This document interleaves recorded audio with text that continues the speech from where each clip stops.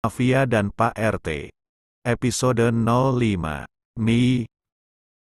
Panggil Malik menunggu jawaban Cassandra. Mami kerja di kantor, Malik. Jawab Cassandra diiringi senyuman tipis. Alhamdulillah, berarti gajinya Mami gede ya. Sahut Malik. Dia belum tahu sistem pekerjaan di kantor. Yang dia tahu orang pakai dasi dan kerja di kantor pasti kaya. Iya Malik. Jawab Cassandra. Selamat ya Mi. Semoga Mami betah dan punya banyak teman di kantor, ucap Malik. Senangnya mendengar maminya sudah bekerja apalagi kerja kantoran.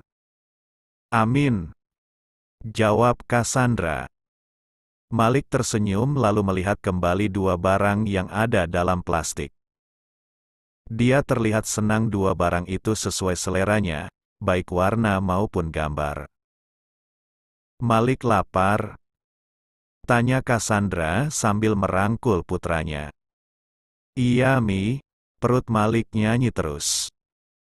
Jawab Malik lalu tangannya mengelus perut buncitnya. Emang bekalmu habis? Tanya Cassandra. Tadi dia membawakan Malik bekal nasi dan tempe goreng. Abis Mi, malah kurang. Untung teman baru Malik ngasih setengah bekalnya untuk Malik Mi. Jawab Malik.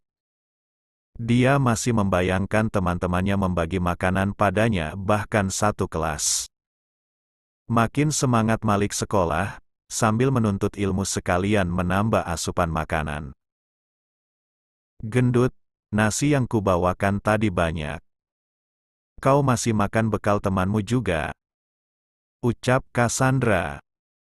Padahal nasi yang dibawakan Cassandra cukup banyak, tapi begitulah Malik, dia tidak akan menolak makanan nganggur apalagi sudah ditawarkan padanya. Iya Mi, mubazir kalau Malik menolak. Jawab Malik. Cassandra geleng-geleng kepala.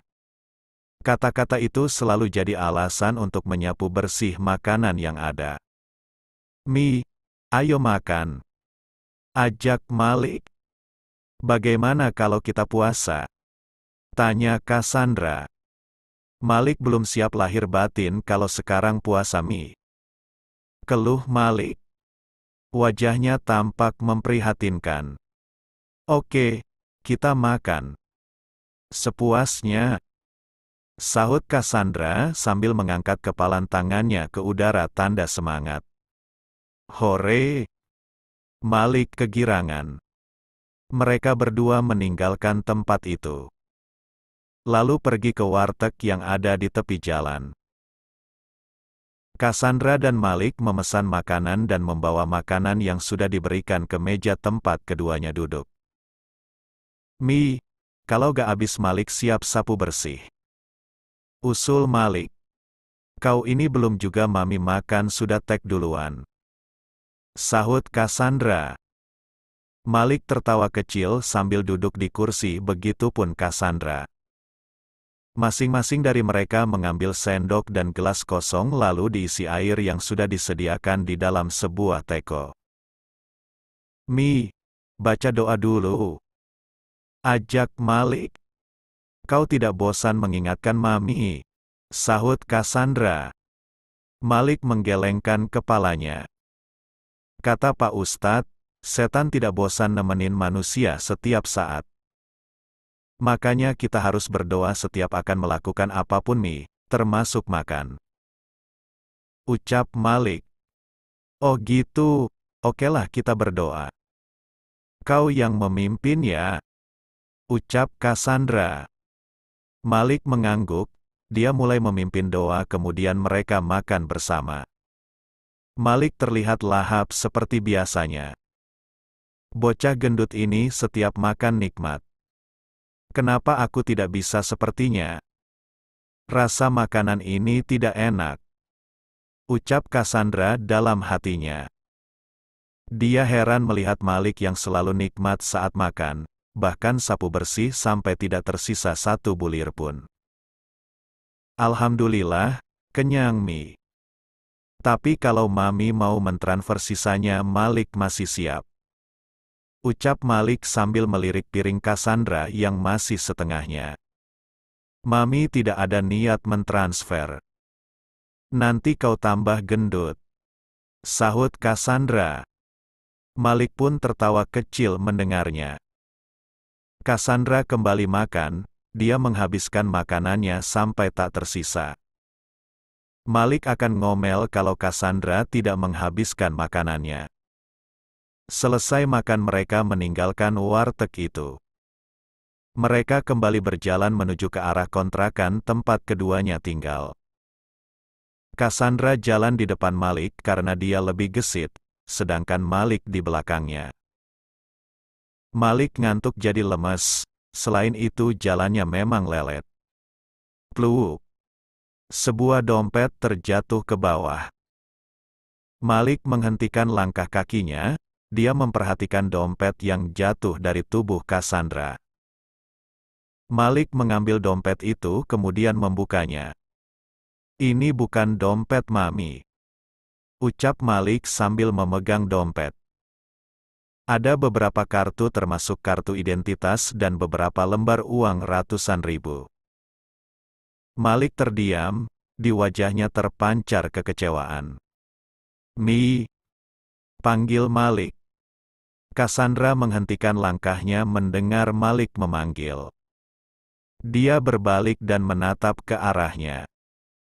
Ini dompet siapa, Mi? Tanya Malik menunjukkan dompet berwarna hitam pada Cassandra.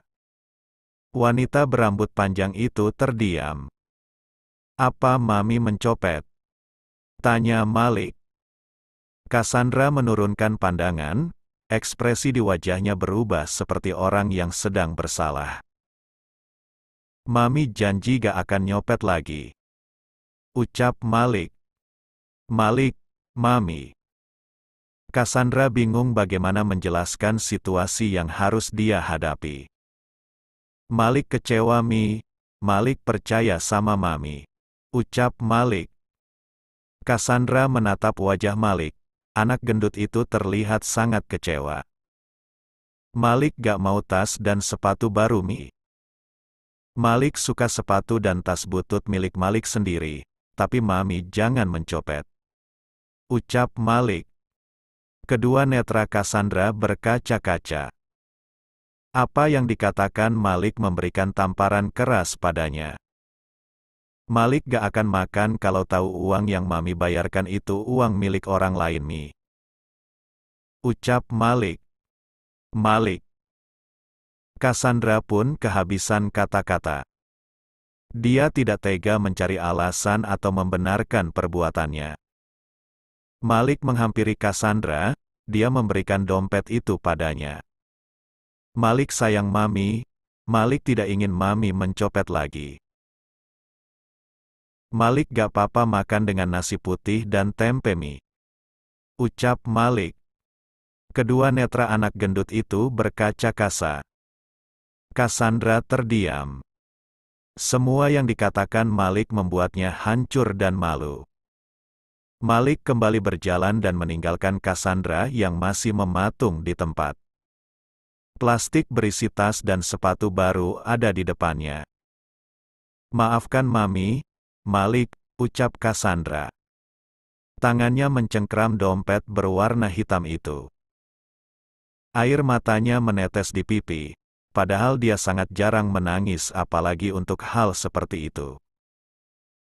Terima kasih ya, Pak Naga sudah menyumbangkan rejekinya ke panti asuhan kita, ucap Ibu Siti selaku pemilik panti asuhan. Dia senang sekali Naga mau datang menghadiri acara peresmian kembali panti asuhan dan syukuran. Dia menemani Naga berkeliling panti asuhan. Naga hanya mengangguk. Sebenarnya dia datang ingin mengorek informasi tentang wanita cantik dan anak gendutnya. Tidak banyak orang yang mau peduli dan memperhatikan anak yatim piatu. Padahal mereka adalah tanggung jawab kita juga. Saya pribadi senang Anda masih muda tapi memiliki hati seluas samudera, ujar Ibu Siti. Naga tersenyum tipis, mana ada hatinya seluas samudera. Semua ini ulah wanita cantik dan bocah gendut, kalau bukan karena mereka mana mungkin naga terdampar di tempat itu. Pak Naga, kemarin itu istri dan anak Anda ya? Tanya Ibu Siti. Apa? Istri dan anakku? Naga terkejut mendengarnya. Iya, mereka bilang begitu. Pak Naga suami yang penyayang, dermawan dan setia. Selain itu ayah yang tampan dan keren, kata anak bapak loh. Jawab Ibu Siti. Naga menarik nafas panjangnya. Sudah mendonasikan uangnya seenak jidat, pakai ngaku-ngaku istri dan anak pula. Naga makin geram dan gemas pada ibu dan anak itu. Istri Anda cantik dan ramah. Apalagi putra Anda yang pintar dan sopan. Mana hafalan suratnya sudah banyak. Sungguh beruntung Anda memiliki istri dan anak yang baik. Puji Ibu Siti. Mereka pintar juga berakting. Ibu dan anak sama-sama licik. Lihat saja setelah aku menemukan kalian. Ucap Naga dalam hatinya. Tangannya mengepal, ingin rasanya dia berteriak dan memaki dua orang yang entah ada di mana rimbanya. Naga hanya tersenyum tipis. Ibu Siti terus berjalan menemani Naga. Laki-laki sangar dan kekar itu melihat-lihat sekelilingnya. Banyak anak-anak sibuk bermain dan beraktivitas. Om baik, terima kasih. Suara-suara anak kecil memanggil Naga dan berterima kasih. Naga terharu mendengarnya. Selama ini mana pernah dia sesenang itu mendapatkan ucapan terima kasih dari orang lain. Apalagi anak-anak yang polos dan jujur itu. Mat, emang bos kita udah nikah terus punya anak? Tanya Maman. Mereka berjalan di belakang Naga dan Ibu Siti, yang dari tadi menguping pembicaraan mereka berdua. Gak tahu, bos kita kan jomblo karatan. Aku saksi hidup, bos kita belum pernah menyentuh wanita kecuali aku ketiduran atau lagi di toilet. Jawab Mamat. Sama, aku pun mengikuti perjalanan hidup bos. Setahuku bos kita anti sama wanita, apalagi membuatnya hamil dan melahirkan anak gendut. Sahut Maman. Mungkin bos kita dijebak, terus lupa abis tidur sama siapa. Wanita itu hamil lalu pergi selama 5 tahun dan baru datang kembali dengan anak gendutnya. Sayang bos kita gak mau ngakuin, tahu sendiri kan biaya menghidupi anak gendut mahal. Ujar Mamat. Maman tertawa kecil mendengarnya. Ada-ada saja gibahan mereka berdua sambil mengawal Naga. Untung bosnya santai, kalau gak, sudah pasti mereka ditendang dari dunia fana. Naga masuk ke dalam ruangan bayi. Banyak bayi-bayi tak berdosa yang ditinggal orang tuanya untuk berbagai alasan. Ada yang hamil di luar nikah, kesulitan ekonomi, kedua orang tuanya meninggal, dan masalah lainnya. Naga memperhatikan satu persatu anak bayi itu, mereka terlihat manis dan lucu. Dulu anak Pak Naga berapa kilo saat lahir? Tanya Ibu Siti. Naga bingung menjawabnya. Mana dia tahu berapa kilo? Memang si gendut itu siapa? Saudara bukan, apalagi anak. 5 kilo. Jawab Naga asal. Masya Allah besarnya, pasti istri bapak kesulitan ya saat melahirkan anak bapak. Ucap Ibu Siti. Naga hanya mengangguk. Di dalam pikirannya dia membayangkan menemani wanita cantik itu melahirkan. Lama-lama aku gila. Gerutu Naga pelan. Dia tidak menyangka akan sejauh itu memikirkan wanita cantik dan bocah gendut yang membuat hidupnya jadi kacau. Terima kasih ya Pak, berkat Bapak bayi-bayi ini memiliki tempat untuk tinggal dan tumbuh kembang. Ucap Ibu Siti lalu kedua netranya berkaca-kaca. Entah bagaimana nasib panti asuhannya kalau Naga tidak membantu mendonasikan uangnya. Iya, jawab Naga singkat lalu memperhatikan bayi-bayi di depannya. Mereka terlihat lemah tak berdaya. Mungkin kalau bukan bantuan panti asuhan mereka akan mati kelaparan, kepanasan dan kehujanan. Naga tidak pernah memikirkan sampai berniat mendonasikan uangnya. Semua terjadi karena ulah ibu dan anak gendut. Namun, senyuman tipis terbit di bibirnya. Ada rasa senang yang tidak bisa dijabarkan, kepuasan yang tidak pernah dia rasakan sebelumnya. Cassandra pulang ke kontrakan. Dia melihat Malik berbaring di atas ranjang. Cassandra merasa bersalah, seharusnya dia tidak ingkar janji pada Malik. Apa yang dia lakukan karena terpaksa meskipun alasannya tidak bisa dibenarkan. Malik. Panggil Cassandra, dia berharap Malik mau berbicara dengannya. Malik tetap diam dengan posisi membelakangi Cassandra. Mami punya roti. Malik mau gak? Tanya Cassandra, dia menyempatkan membeli roti sebelum pulang ke rumah. Dia tahu Malik doyan makan dan perutnya sebentar-bentar lapar. Malik tak merespon, hening. Membuat Cassandra khawatir dan merasa bersalah. Mami taruh di meja ya. Ucap Cassandra lalu meletakkan dua roti di atas meja yang ada di ruang tengah. Cassandra pun pindah ke ruang depan. Dia duduk di lantai mengeluarkan dompet yang tadi diambilnya. Mami janji gak akan mencopet lagi. Kata-kata itu kembali terngiang di telinganya.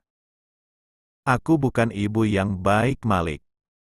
Maafkan Mami. Ucap Cassandra. Dia kembali gelap mata saat dia kesulitan. Apalagi tangannya gatal saat dia tidak melakukan kesalahan. Pukul 10 malam, Cassandra masuk ke ruang tengah. Dari tadi sore Malik tidak ingin makan, dia juga tidak mengatakan apapun pada Cassandra. Malik hanya diam dan berbaring di ranjang usai sholat. Cassandra khawatir dan cemas, biasanya sudah habis berapa piring setiap kali makan. Tapi dari sore tadi tak sepiring pun dia mau makan. Rotinya juga tidak dimakan. Ucap Cassandra. Dua buah roti masih ada di atas meja tak tersentuh. Cassandra menghampiri Malik dan duduk di sampingnya. Malik, Mami minta maaf. Mami tidak akan mencopet lagi. Ucap Cassandra penuh penyesalan. Mami hilaf, Mami ingin melihatmu senang. Makan dengan makanan enak, sekolah dengan layak, dan Mami bisa mewujudkan apa saja yang kau inginkan. Tambah Cassandra. Tak ada tanggapan dari Malik membuat hati Cassandra gundah gulana. Malik. Panggil Cassandra. Tak juga terdengar suara Malik. Akhirnya Cassandra memegang lengan Malik. Kedua netra terbuka lebar manakala suhu di tubuh Malik lebih panas dari biasanya. Malik. Ucap Cassandra panik. Bersambung. Jangan lupa berikan komentar membangunnya ya. Maafkan juga jika masih banyak kekurangan dalam channel ini. Terong papa enak rasanya. Sampai jumpa di video berikutnya. Jangan lupa subscribe, like, dan bagikan. Love you sekebon. See you.